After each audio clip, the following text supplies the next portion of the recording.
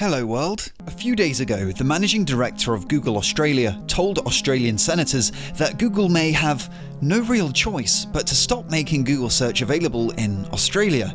But how did we get here? And what prompted this bizarre statement? And how might this affect everyone, not just Australians? Well, it's a strange story, which needs some explaining. Over the past couple of decades, traditional news media has suffered badly. Newspapers make their money from advertising, but due to the advent of the internet, since 2005, advertising revenue for Australian newsprint has declined 75%. Much of this has been lost to, you guessed it, Google and Facebook. Companies simply don't want to advertise in newspapers anymore when they can buy more effective ads on Google or Facebook. A new law introduced by the Australian government seeks to claw back some of this lost money. It proposes Google and Facebook should pay Australian news companies in order to merely link to their websites. Yes, you heard that right. Google would have to pay websites to send them traffic. It would, to begin with, only apply to Google and Facebook, though end up applying to a lot more big tech companies later on. Sounds a little odd, so let's explore that a bit. When you search Google for something, you get a bunch of titles, a short snippet previewing the content of the website, and a link to the said website. This new law would force Google to pay news companies in order to link to their articles. The government argues that because big tech corporations benefit from the ability to link to news stories, the news websites themselves should get a piece of the pie.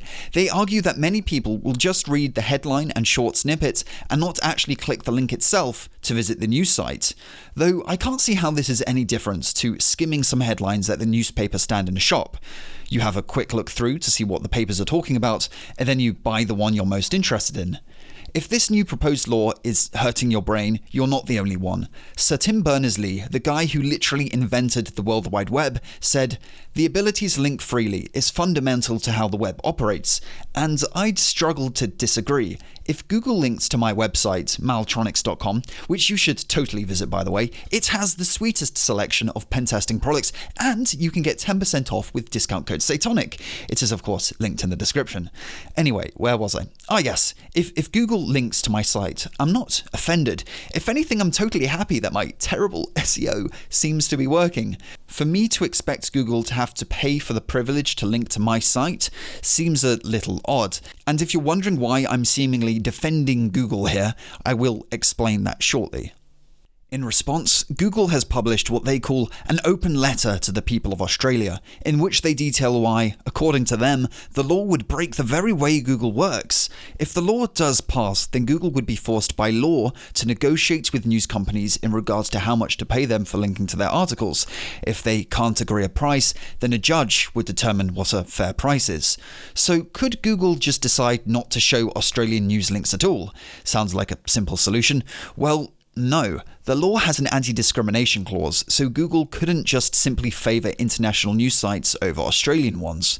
The proposed law also states that Google would have to give news publishers 14 days notice of certain changes to the Google search algorithm, something that would arguably advantage them over other sites. Legislation similar to this has been introduced before. In 2014, Spain did something similar. They introduced a law affecting Google's ability to link to news articles. In response, Google just shut down its news services in Spain. You could still use Google Search in Spain, just the news tab was removed. A similar solution wouldn't work with the Australian case though, since the law affects Google Search itself and not just the news tab. Google did, however, come to an agreement with the French a few days ago and agreed to pay French news publishers for their articles, though only articles shown specifically through a new Google service called News Showcase will attract a fee. Google Search itself remains unaffected. Google has suggested a similar remedy to the one the French have agreed, though the Australian government wasn't having any of it.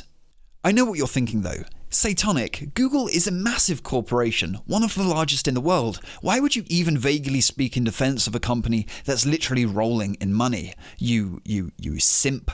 Well, that's a great question, and you may think this is a case of David versus Goliath, the little news websites versus big tech, and this is the impression I get from a lot of comments on YouTube videos on this topic.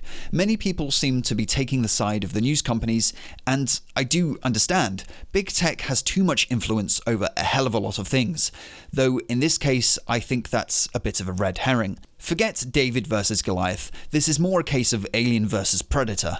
The only news companies that would benefit from this are those with turnovers of more than $150,000 per year, and those that adhere to certain standards set by a press council. In other words, small independent journalists and creators wouldn't benefit from this at all. And let's not forget that massive media companies are also billion-dollar corporations, not just Google. Traditional news media is a dinosaur industry. They've been very slow to react to changing times. Should they not bear some responsibility for not adapting to the times of the internet? I'd be particularly interested to hear from my Aussie viewers in the comments. Do you think these changes would be a positive move, or is this just an attempt from the government to win favours in the press? So why doesn't Google just cough up and pay the news corporations? After all, this probably wouldn't affect Google's bottom line all that much. The answer is undoubtedly precedent. At the end of the day, Australia is a rather small country. If Google caved and accepted these demands, which are among the most stringent any country has tried to impose upon them, then it sets a precedent for other countries to introduce similar legislation in the future. If every country has their own very specific set of rules for paying for linking to news sites, then it becomes very complicated very fast, something Google will want to avoid. Also, why should news sites get special treatment? What sets them apart from other websites? I'm not against imposing regulation on tech giants. After all, they do have a hell of a lot of control over many facets of our lives, though I'm not sure this is the way to do it. At the expense of putting at risk a free and open internet just to benefit a small handful of media corporations doesn't seem like a fair trade. So that brings us full circle to the very existence of Google Search in Australia. Google have essentially set an ultimatum: introduce this legislation and we will turn off Google Search for the whole of Australia. Aussies will be stuck with Bing. Or better yet, this might turn more people on to smaller, more privacy-focused search engines like DuckDuckGo. I think it's going to be really interesting to see how this one plays out. After Google threatened to pull out from Australia, the Aussie Prime Minister simply responded with, "We don't respond to threats." Google also seems to be pretty steadfast in their approach. I really can't see them caving to the demands as they stand. So grab some popcorn, because how this one plays out will be intriguing. A sequel to this video just might be in order. If you want to see more videos like this in the future, make sure to hit that like button to let me know, and of course turn on notifications so you don't miss any new releases. Do leave me a comment. Do you think this is a positive move on the end of the Australian government, or do you think this is an affront to a free and open internet?